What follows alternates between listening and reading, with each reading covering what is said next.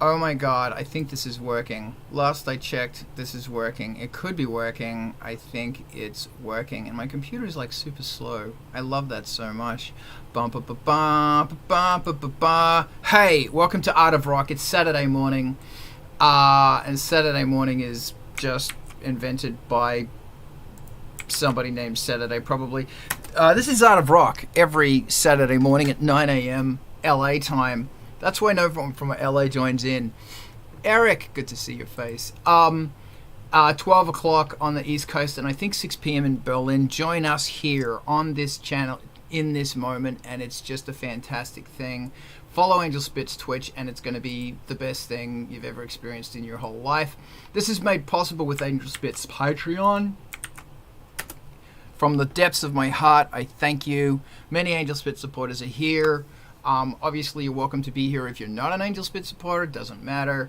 ANGELSPIT supporters, by the way, on the Patreon are getting a free digital copy of the new album, The Bastard Gods, and I really hope you like it.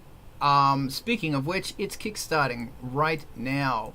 So if you want to do me a favor, get on over there, because some of this stuff will only be available on that Kickstarter.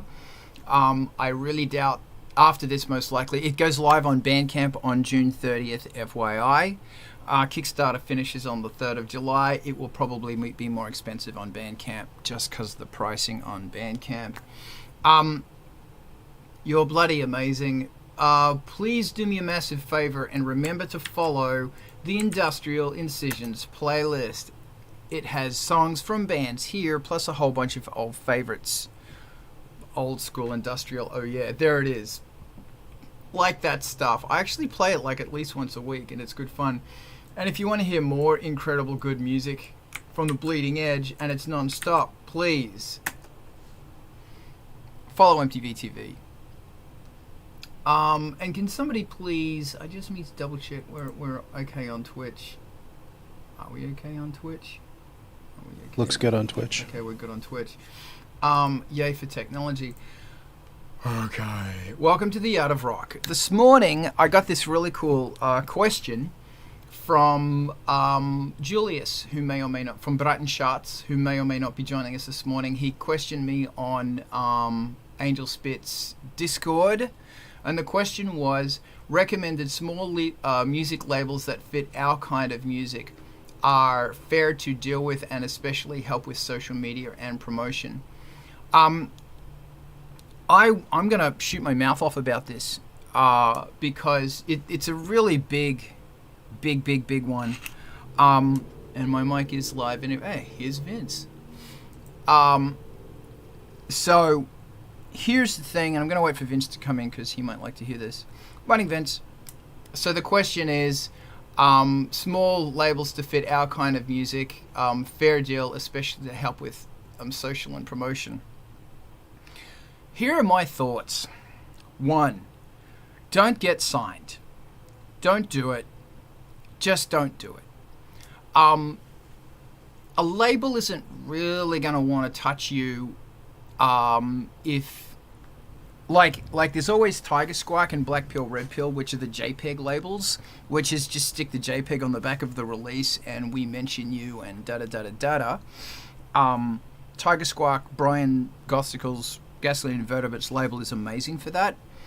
There's no money involved in what Brian and I do. There's also no duty of care, which is a big one for a label because a label is contractually obligated to look after you, and if they don't, guess what you can do? Nothing. You can't do a fucking thing.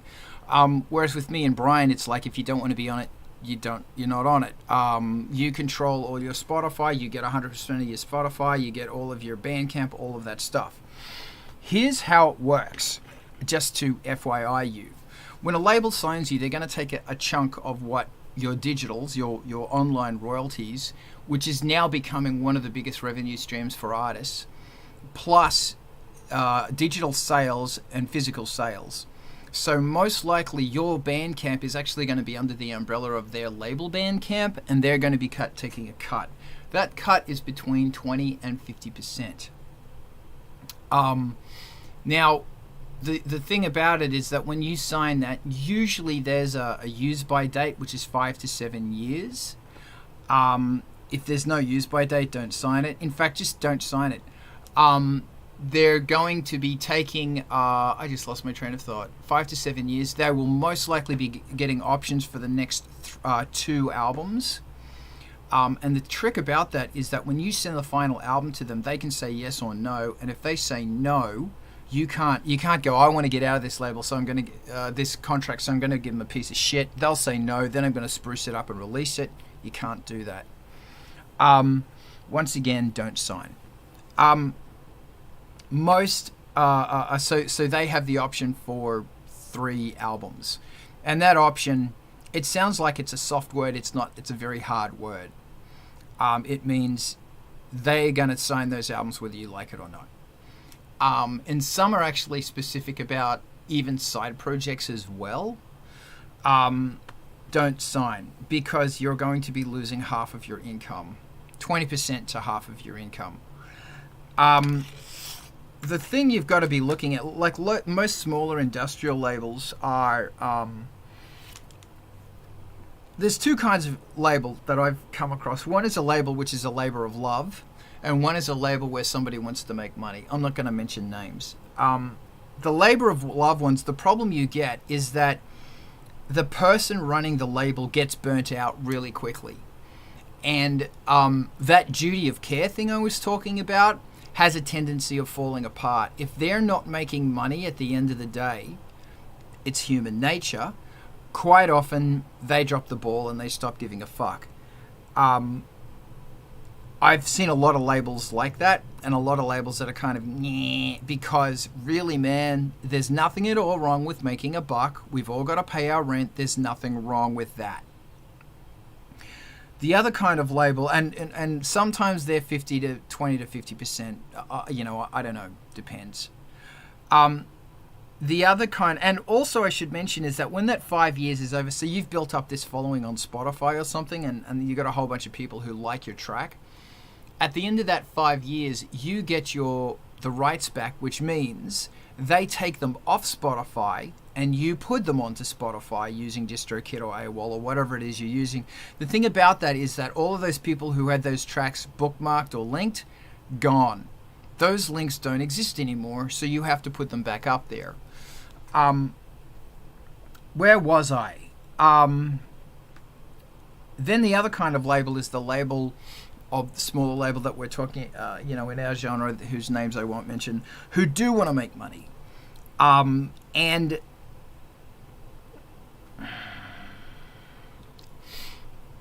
some of them are really amazing, some of them are not really amazing.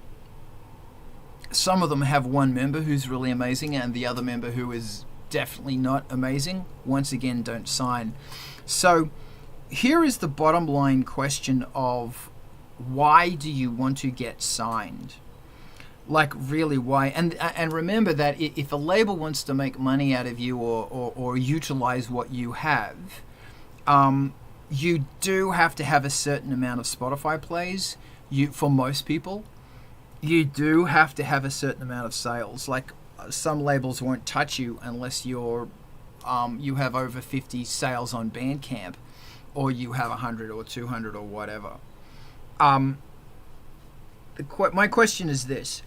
Let's just say from an album, you make $1,000, and that's from Bandcamp sales. And by the way, somebody remind me about the amount of money you lose. If you do a Kickstarter or something, or some kind of crowdfunding, you have to buy digitals usually digitals and physicals from the label, and they will sell them to you at $5 each, $6 each. That's a CD where you can just get them printed yourself for $2.50. Oh boy. So,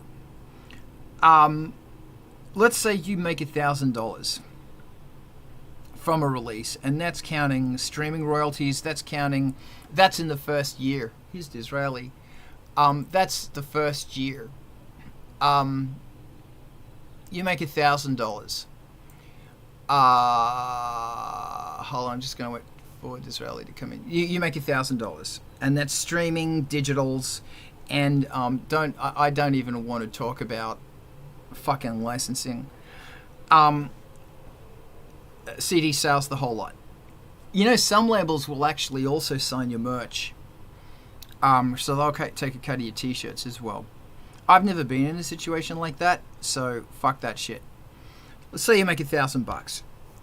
That's after everybody, like PayPal, Bandcamp, everybody else has taken their cut. $1,000 in your hand. So if you're signed to someone for 5 years, sometimes 7 years, 5 years, that means for 5 years they're taking 50% cut.